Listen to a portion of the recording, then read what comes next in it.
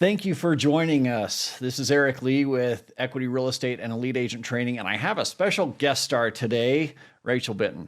Now, Rachel, you are one of my favorite people. You've been in my office for how many years now? It's not too terribly long. Yeah. And What is it, two or almost three three. years? 3 years now? And she's one of my favorite people because she takes me back to my roots. We joke all the time that Rachel is my redneck real estate agent, and I grew up on a little tiny farm. We were poor, so we had 3/4 of an acre, but we always had at least one cow and chickens and one of everything at some point. And Rachel's grown up and still has all of that same stuff. And so we joke a lot. And she told me today that I needed to get back in touch with that part of me because I'm being, what's the word? I'm probably too gentrified, right? I'm just way too classy, and I need to get back to my roots. You need to get back to your redneck. All right. So, Rachel, thank you for joining me today. I really appreciate it. You're very busy. You're juggling a lot. I'll ask you even a little bit later about your work-life balance, but I want to start out. Tell me what makes you unique in this business. What is it that causes you to stand out for your clients? Why would people want to hire you? Absolutely. This is not something I ever planned or thought would happen, but I joke all the time, and I guess not even joke, it's serious, that my husband is my secret weapon. And my husband, Casey, is a licensed electrician and general contractor. So during transactions, he's involved in almost every single one, whether it's giving bids, whether it's giving common sense advice, even walking through houses. Most of the time, he's there. My most recent deal, Eric and I were just talking about, and I honestly think it's having Casey involved that helped my client feel comfortable enough with the situation to make an offer on the house. That's cool because it is really common in this industry that people are putting their house up for sale or they want to buy a house, but it's hard to have the vision or know, like, I want to do this to the house and how much is it going to take? How much is it going to cost? Because he's a contractor, right? And so he has that knowledge right there. And I think that's a great, unique service proposition right there. It's not something that most people could relate to. Right. It's amazingly fun for us to get to work together. We actually have a client right now that we helped them buy the house a few years ago.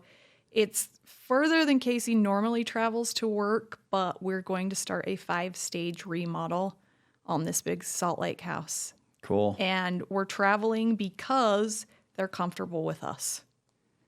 They know that we have their best interests at heart and that we'll take good care of them.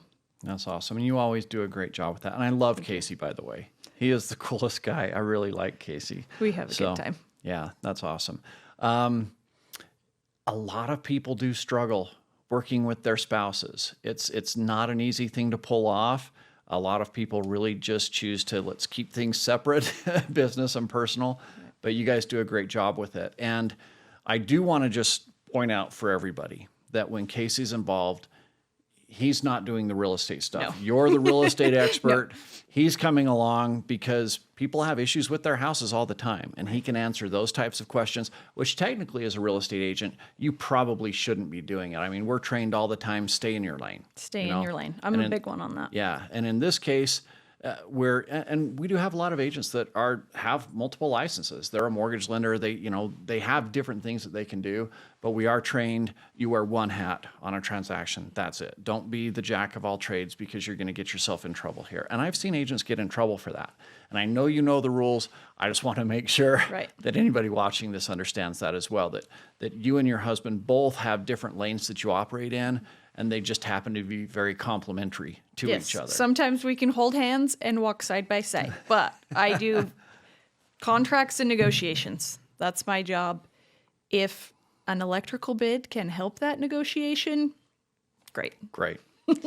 So for those watching that can't relate to that, I can't relate to that. Number one, I've never been handy.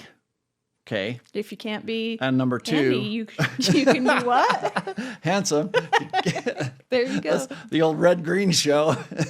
Gentlemen, if the ladies don't find you handsome, at least they can find you handy. There you go. How it went. Yep. I'm batting 0 for 2 on both of those. But yeah, for the people out there that aren't lucky enough to either be, to have that level of knowledge themselves or to be married to somebody like that, what advice would you give to other agents who don't have a spouse as a secret weapon? How can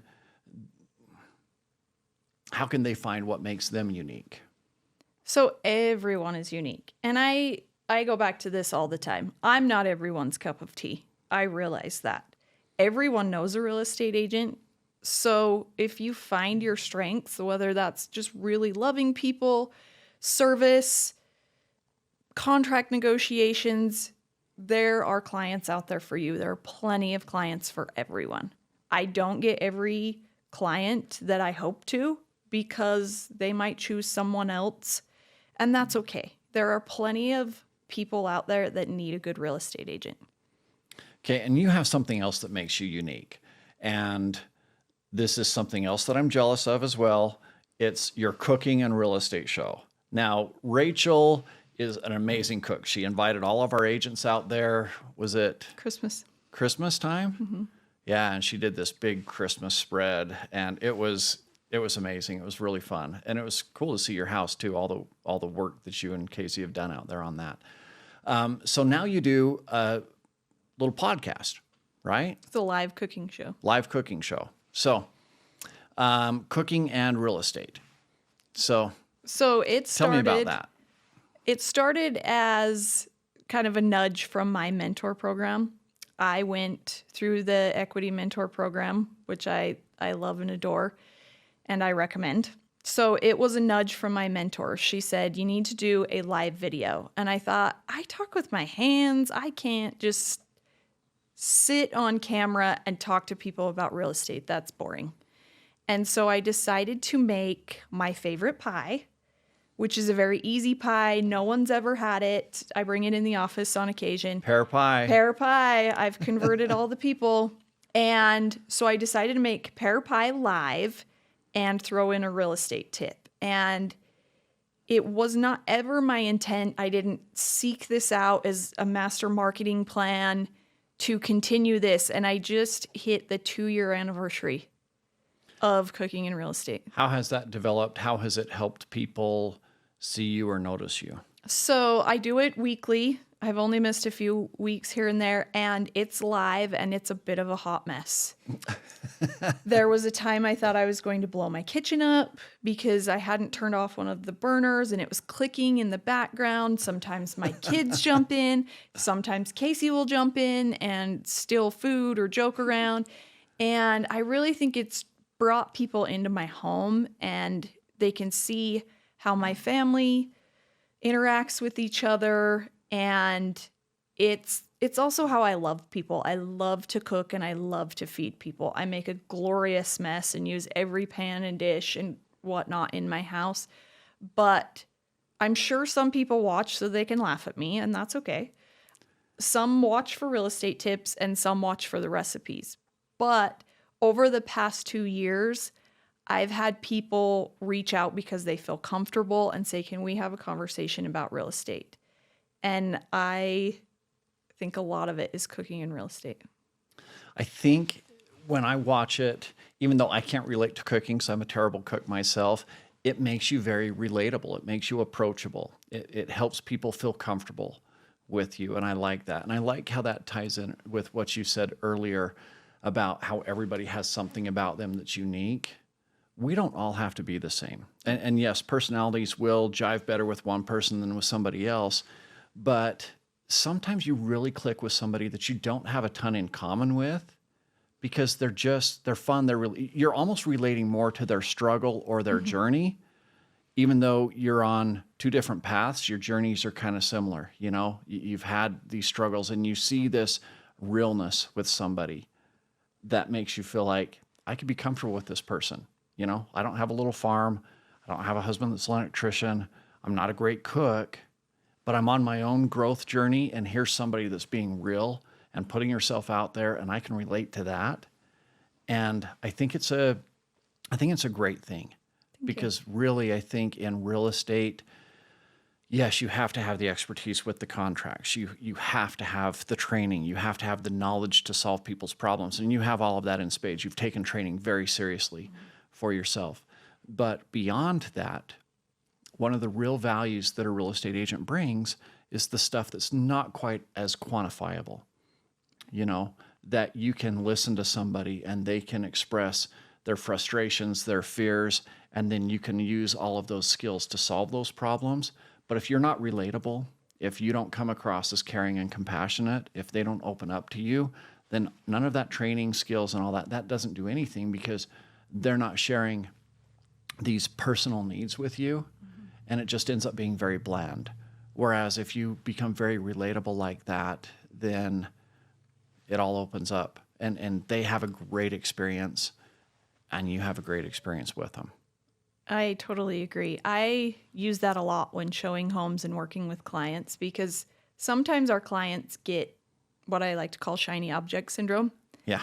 And so as I'm walking through houses with clients, I have a mental list of what they want, whether it's storage, bedrooms, mountain view, all these different things. And sometimes as an agent, you have to remind them what they said were needs versus wants.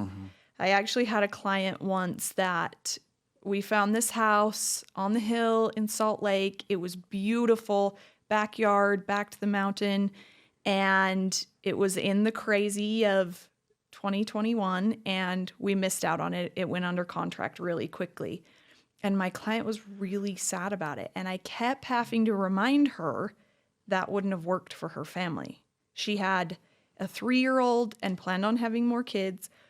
The master bedroom was on the 3rd floor. All the kids' bedrooms were in the basement. And I kept reminding her as she would get sad and kind of not want to look at other houses that wasn't necessarily the house. But when a little bit smaller house came up with a backyard that was the mountain, she jumped on it. And she's thanked me over and over for reminding her not to get too caught up in the shiny object syndrome of this is what looks good and feels good right now, but does it fit your whole life? And I try really, really hard to make that part of the experience with me is I'm going to remind you gently what your needs and wants are, and then let's talk about it and see if this really fits, because I've had several clients where they start falling in love with something and I will say, well, hey, what about this? And then they're like, oh, this won't work for us. Yeah. And it's nice that you're not just trying to get a sell. I know that I think there are very few agents that are like that, but they are out there, and bad apples make everything bad for everybody, right? So when something stinks, you tend to blame everything around you. Most agents, I think, do care about their clients, but there are a few that come across as, hey, this person only cares about a commission. And so I think it's really important to keep that forefront. And it's actually part of our fiduciary duty that our clients' interests come before ours. And I really like that you've done that and said, not just, hurry and buy this so I can move on to the next one. It's let's really find something that's great for you, helping them have that great experience. Thank you. And I like to, put the decision back on the client. And I tell my clients, I have a house to sleep in at night that I really love. And so you need to think long and hard about this decision. I try very hard to give them time, if possible, depending on the offer situation, to make decisions. I don't ever push because people make better decisions when they're not pushed.